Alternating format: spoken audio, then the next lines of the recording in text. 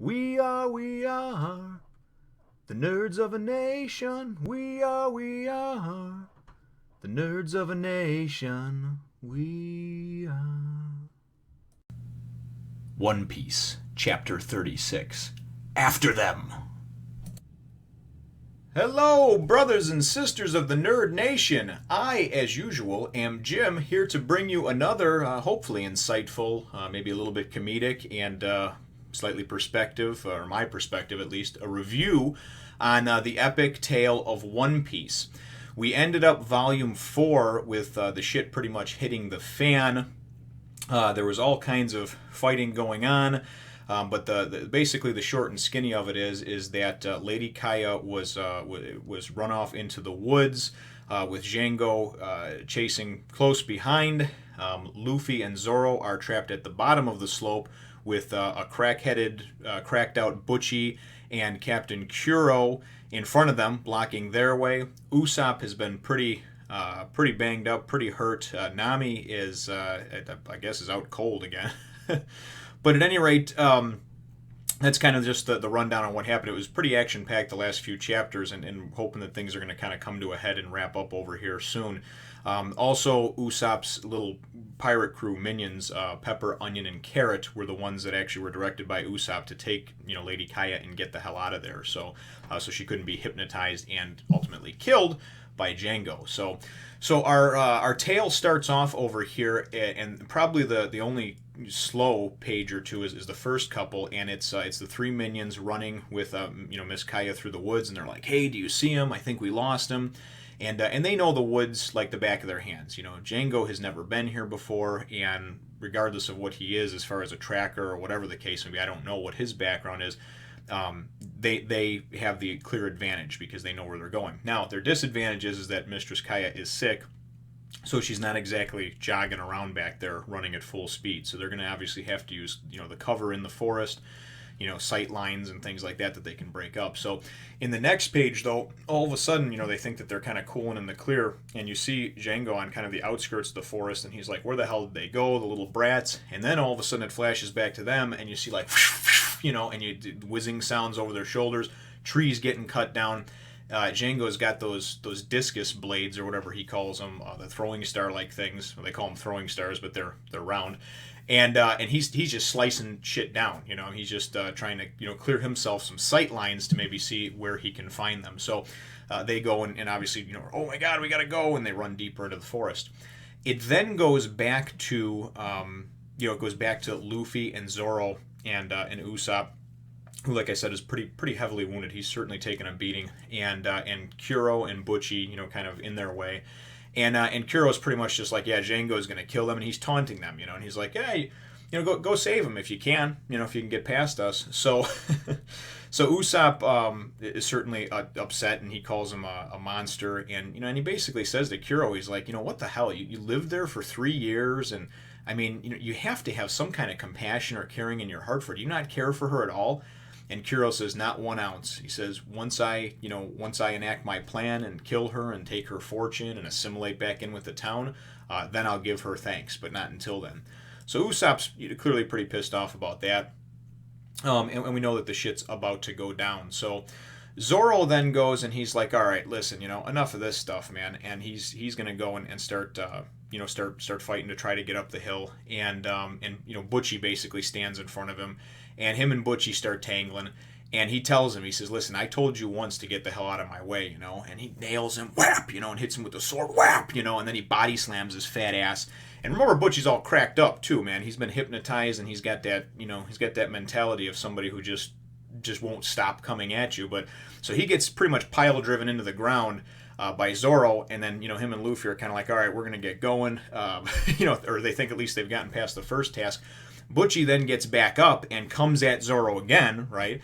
And Zoro's like, man, I warned you to stay down, I told you if you stay down, I may let you live, And he kind of just goes balls to the wall ballistic. We see a couple of really cool scenes where he's like, and he just runs him through, and you see blood spatter and everything else.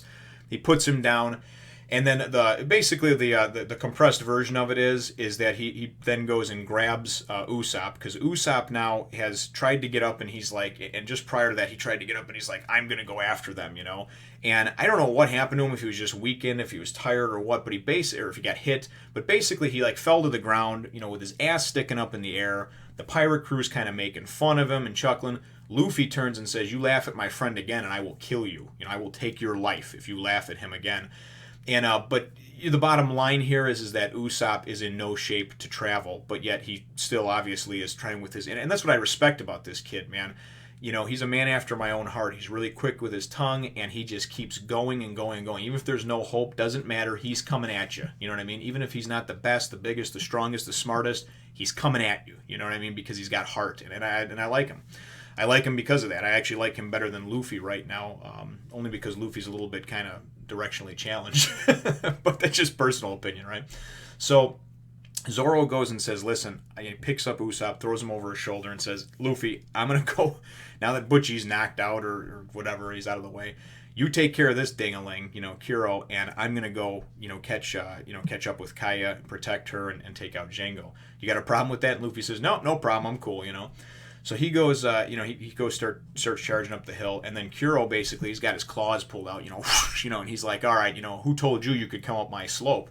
So Luffy's just like, I did, and he starts to come at him, and he's just, boom, boom, and he's trying to hit him with punches, and he's missing, and he's hitting the side of the slope behind him, and he's swinging. And remember, Kuro's got that pussyfoot maneuver or whatever, and I've heard in the comments too that it was called something different in the translation. I'm just going by what's in the book that I got. So, matter of fact, this is the volume 5 over here. So I just go by I'm not showing any biases or anything like that. I believe you guys and girls that that's how it is. Maybe when you read it or maybe in a different version. That's just what I have in mind. So, so he goes and disappears and reappears behind and then goes and nails Luffy, and Luffy's he's like, what the hell, he disappeared, So then Luffy goes and comes at him, and he's like Gomu spear, and he goes and basically does like a handstand and then clicks his feet together and just boom, fires him out, And obviously if he would have connected, it probably would have done some major damage, but Kuro, the slippery bastard that he is, goes and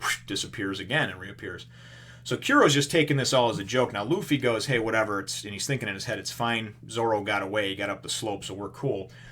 But Kuro then goes and he's like, before we actually start fighting over here, so basically he's just been screwing with Luffy, toying with him. He says, before we actually get down to it here, why would you, an outsider, put your life on the line to protect this town? And I thought it was kind of neat. Luffy says, there's someone here that I care about that I don't want to get hurt.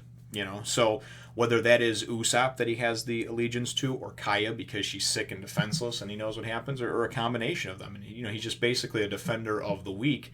And say what you might about him being a pirate, he still has a lot of heroic tendencies because of that. And he does still have, for a pirate, a lot of good tendencies that I would not personally picture a pirate having. So that's why I refer to him and the others as our heroes many times. So, but again, just my opinion. So him and Kuro kind of, they obviously clash. They start going at it over here, and it's pretty much going to wind up, I think, concluding hopefully this battle, at least in the next chapter. And then it goes and it flashes back to the woods, and Django has it. Basically, Kaya cannot run anymore. She's burning up. She's got a fever. She's like, listen, guys, just leave me. And they're like, hell no, we're not leaving you. And she says, listen, I just can't. One of them, I can't run anymore or whatever. Remember, she's sick, has been for a while. One of the minions goes and feels her and says, God, she's burning up. She's got a bad fever. And basically one of the other ones says, well, listen, that's fine, but what we're going to do is we're going to defend you against this idiot, this hypno. And then right as he says that, Django just, appears and has found them. So that's how the chapter ends, leaves us on a nice little cliffhanger. So I can see how these cool serial type things, when they come out week to week, are really neat, how they really leave you on edge for the next week. So I definitely enjoyed it. I've heard a lot of great things from you in the comments. Please continue to comment. Don't argue and flame each other over spoilers and things like that. I try to just glance over the comments, and if I see that there's anything about an individual description about something, I try just not to read it. And it's nothing personal against you. I'm just trying to have this be, I read, then I review right away, and you get my natural gut instinct reaction to it. And it seems like it's a neat thing that's gone over well. So let me know what you think in the comments down below. Throw me a like if you think that I deserve it and I've earned it. And please subscribe if you haven't done so already. So we will catch you in the next one, Nation. Thank you, brothers and sisters, as always, for watching my videos, subscribing, liking, commenting. Feel free to take a look at some of the other videos that I have up here, and subscribe if you haven't already. Spread the word and bring others into the Nerd Nation, and we'll catch you in the next one.